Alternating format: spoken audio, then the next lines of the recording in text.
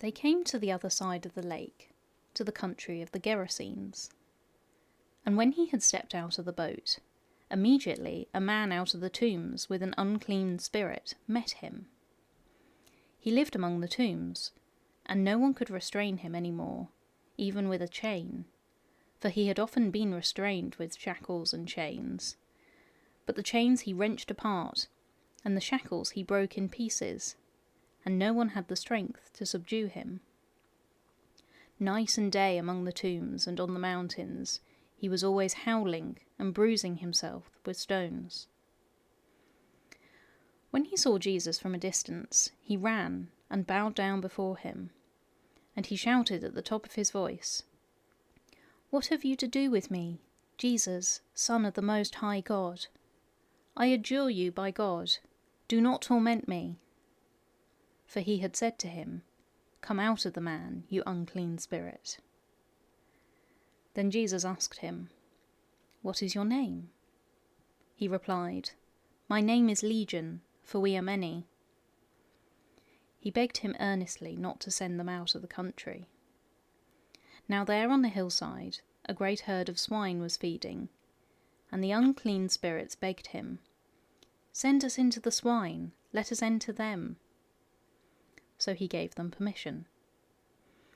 And the unclean spirits came out and entered the swine, and the herd, numbering about 2,000, rushed down the steep bank into the lake, and were drowned in the lake. The swineherds ran off and told it in the city and in the country.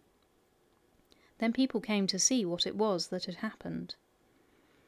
They came to Jesus and saw the demoniac sitting there, clothed and in his right mind, the very man who had had the legion, and they were afraid.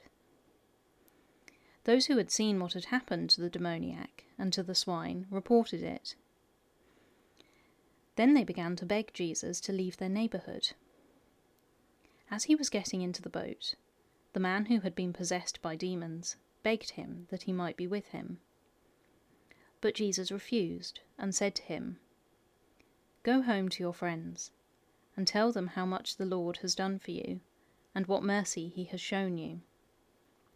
And he went away and began to proclaim in the Decapolis how much Jesus had done for him, and everyone was amazed.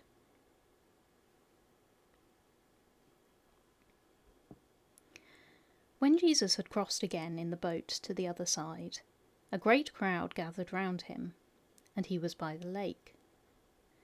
Then one of the leaders of the synagogue, named Jairus, came, and when he saw him, fell at his feet, and begged him repeatedly, "My little daughter is at the point of death.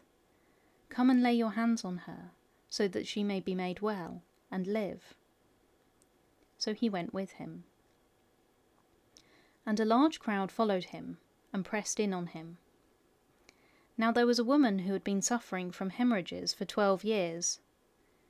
She had endured much under many physicians, and had spent all that she had, and she was no better, but rather grew worse. She had heard about Jesus, and came up behind him in the crowd and touched his cloak. For she said, "If I but touch his clothes, I will be made well." Immediately her hemorrhage stopped, and she felt in her body that she was healed of her disease. Immediately aware that power had gone forth from him, Jesus turned about in the crowd and said, "Who touched my clothes?" And his disciples said to him, "You see the crowd pressing in on you. How can you say, 'Who touched me?'"